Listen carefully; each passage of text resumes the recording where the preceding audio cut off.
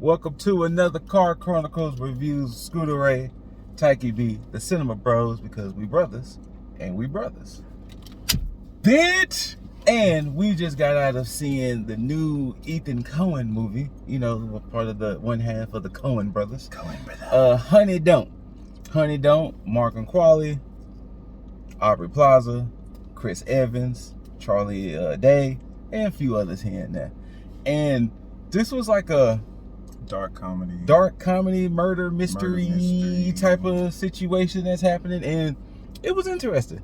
I thought it was fabulous. It was interesting. The storytelling was told. I thought it was in a very unique way So for my gamers out there, when you play certain games and you have to collect this item much later, then you realize this item was for this item back then you have to go back and uncover more. It was kind of like that. It was told straightforward, but they didn't put all the pieces in your face right there and there. You kind of had to wait until some things fell into play, and then boom, story unfolds. But I will say this, I'm kind of interested in Margaret's career. I was hoping that you wanted to touch on this because you know, I was really hoping this whole time I was sitting there, and I was just thinking, she is fucking fabulous. Because the first time I saw her was Once Upon a Time in Hollywood. Okay. And she was one of the Manson girls. Okay. And I remember her scene in particular because she was probably one of the only Manson girls that had like a lot of dialogue towards like the beginning. And see, that's one of the two Tarantino movies I still not seen yet. And I remember thinking to myself, I was like, she has a captivating presence. She kind of does. And she kind of does. Because remember when she was Sue? And that's what I was about to get ready to go to. And then like, what really piqued my fancy with her was the substance. Mm-hmm. The substance, I know it was centered around Demi, but you couldn't have the performance that Demi had if she didn't have Margaret, the dancing partner that was Margaret. You know what I'm saying? So I really look forward to her, and I really think she may be one of them ones. I can see it. I think once the old guard kind of, I can see that. She definitely can be one of the players that we'll see constantly. Like, I can totally see that. I think, and then to say this was a movie that she had to carry. Yes. She had, and you heard us talk about this before, those movies where the movie kind of hinges on one person. Yeah. It tends to be like, I know that it's a lot on that person. It is. And she handled it. But you know what was great about her character? So Margaret Qualley plays the lead character, Honey O'Donoghue. Mm-hmm. And what's great about her, she's tough with her wit and with her charm, and it's believable. Very. Like, she didn't do anything in that movie that it was like, and that's really, also, like, you know, really, that's also, you know, kind of like like this like charm about her. Yeah. Like she brings stuff to characters that are like for instance, like Sue. Yes. For instance, Sue was this supposed to be an extension of Elizabeth Sparkle, and then like, you know, it was like this like perfect model. Yes. Like this perfect model of what a human being should be. And I even watched her talk about how hard it was for her to play perfect. Yeah. And like, you have to stand straight. Yeah. And then to be on the other end of that in this one, where it's like her character is gritty. It's messy. It's a messy movie. This is who Julia Gardner should have been in Weapons. But it's gritty. Like, you know Honey O'Donoghue is not perfect, but you can still root for her. You can still root for her. And she doesn't come off like she didn't ham-fist the aspect of her being a lesbian. No. She didn't ham-fist some... See, this like, is what... She was very just a human. But then this is what I also want to talk about know. when it comes to, like, the writing, for instance. Mm-hmm. I didn't pick up who the writer was in this, but my apologies for that. I think it was Ethan Coen and his partner. What I want to say is... I forgot the other person. I apologize. The writing in this don't drive home character traits. No. Because one thing that, like, irks my soul is whenever, like, somebody's sexuality is a character trait. Like, the way he wrote the characters, this is just who they are. This is who they are. Chris Evans, it's not them. Chris Evans in this is a piece of shit.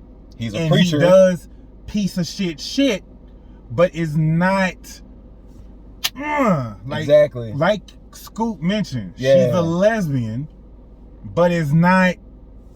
It's not like oh, there go Honey the lesbian. It's just who she is. It's just who she is. Who she is. Like, exactly. Aubrey Plaza's character, she's a lesbian, but it's not. It's just who that person is. Yes. I thought the comedy hit. Yes. I thought it is in the same vein of, it's a very dark comedy. I mean, since one half of the Coens, I mean, that's like Fargo and that's what I'm saying. Like, it's that same Burned After Reading. So the whole time when I was watching it, literally, it did give a Burned After Reading feel. Burned After Reading. It did. And I also want to take that, like, if you like dark comedies like Welcome to the Dollhouse, Napoleon Dynamite. Yep. What is not in your face trying to be comedy. What's happening? It's almost situational comedy. Yes. Almost Seinfeld. Yes. Where it's like, this shit is funny. Yes. But is it? Exactly. Because it's like, am I fucked up? Am I the one fucked up for laughing? Because maybe I shouldn't be laughing at this. Right. Maybe I shouldn't be laughing. Maybe I shouldn't be laughing. But, like, I really enjoyed this film. I hate that I had to step away for a portion of it. And you missed a bigger portion too. Like, you missed a big portion. You missed a big portion. Because once again, one thing I appreciated about this movie, and funny enough, I'm praising this movie for the way it told its story, but we kind of somewhat hated the way Weapons told its story. I would say, if we go back, that was one of my positives. That is true. The storytelling was how they told the story. Because they didn't break it down in chapters. Yeah. Like Weapons, but what happened with this character when such and such happened, then you seen that, oh, this is the, and then it. Yes. I would say, honestly, this was like almost like a perfect story. Like, kind of was. I mean, if you really, because just think about how we started the movie, and think about where we ended the movie. Yeah. See what I'm saying? Yeah. Like, it literally just full circles it. Yeah. Like, it really throws all the ingredients in the pot, and the meal you get is fucking fabulous. Like, I'm a fan. I'm a fucking. And I also didn't touch on the fucking cinematography. There was certain shots in there that I just couldn't help myself but to lean over and be like, bro, did you see that? Like, did you see that? There was a shot with some sunglasses that was. It's just the. You know what I also love about the shots of this movie too? The colors. It's colorful. That's what I'm. Okay. So the movie takes place in a rural area. Baker Fields, California. It's rural. There's no trees. So you would think that if you have been to rural areas in person, you know there's no greenery. You know there's no scenery. But the way they contrast with so many colors. Yes. I'm a fucking fan. I'm gonna be honest with you. I'm a fucking fan of this movie. So I will see this movie again. If you're new here, been here, I need to be reminded we have a 5-point rating system. Trash, I got the pass, could have waited for streaming, movie FOMO, cinema. Personally speaking, I give it a solid movie FOMO. Movie FOMO. I give it a solid movie FOMO for my end. I'm gonna go ahead and say it.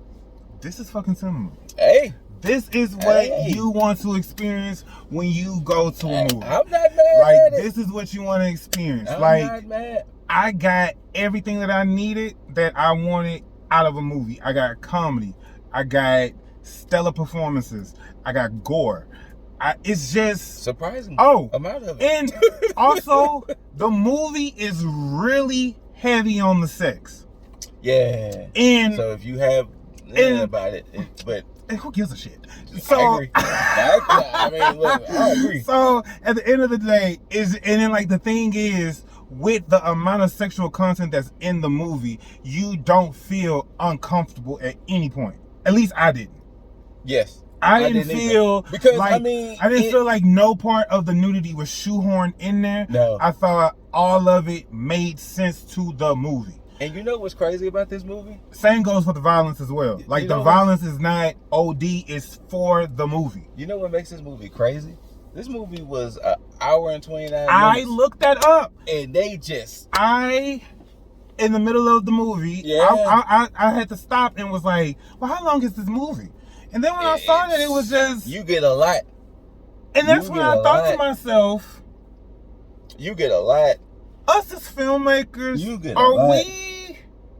Are we doing too much? Because they told a full-fledged story that had multiple characters we followed. It's not an hour and 29 because you got to subtract the end credits and the beginning credits. So you got about a good maybe hour and 10. And think about all the characters and the side opening arcs. The opening credits, I love the blend. That blur, and then you will see a pause, and then later on in the credits, they start putting the names on the side of the buildings and stuff. 8, like the visual effects, 8, the color grading, 8, Margaret 8, Margaret 8, Chris 8, Aubrey 8. Charlie 8. If you know Charlie is Charlie damn near in anything. Billy Eichner was in here, and I wasn't surprised. And even his little parts. And then like, it's even now us saying who's in the movie. How could you not have comedy? Right. Right. How could you not have some form of because even when you think about Chris Evans doesn't play movies straight. Yep. It's like it's literally like either he's going to be, or he may be a little jokey. Like, we can't forget, this is not another teen movie. Yeah. You know what I'm saying? So, like... Yeah.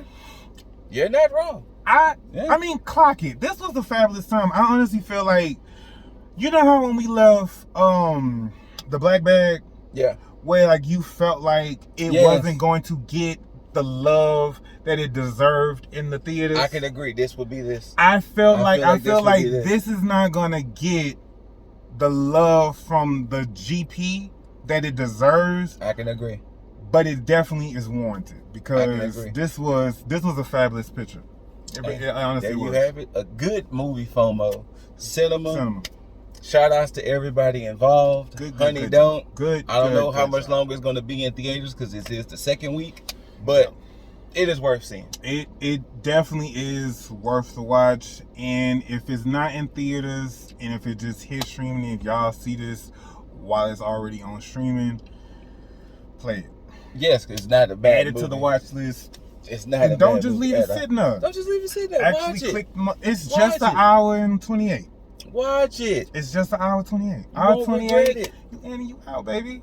In and out. That's like watching one episode of like Stranger Things or like Game of Thrones. Just, you know what I'm saying?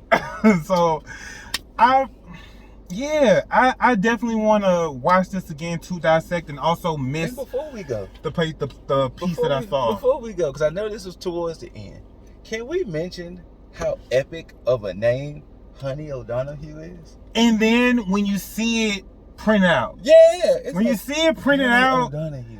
When they did, and like even that, the shot of the business card, like, come on, Honey O'Donoghue. Like, I honestly, this team behind this movie and the actors, I consider all the team, like they ate, they really did, like, so there you go, check it out, Honey Don't, in theaters now, but I'm pretty sure it'll be on streaming soon. Not an ad, but thank y'all for tuning in. Peace.